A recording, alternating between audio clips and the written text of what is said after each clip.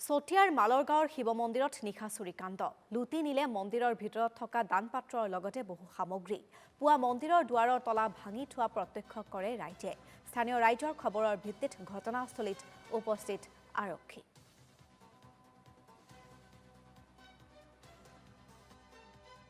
ৰাইজ দুখিত এই কাৰণে যে গাঁওবাসীয়ে অস্থায়ীভাৱে এটা শিৱ মন্দিৰ এই গছজোপাৰ তলতে পাতি বহু বছৰ ধৰি তেওঁলোকে পূজা পাতল কৰি আহিছিলে কিন্তু গাঁৱৰে এজন যুৱকে নয়ন বৰদলৈয়ে এই নতুনকৈ মন্দিৰ ভাগ আমাক ৰাইজক দান দিছিলে আৰু সেই মন্দিৰ ভাগতে আমি পূজা পাতল আৰম্ভ কৰিছিলোঁ যোৱা শিৱৰাত্ৰিৰ দিনা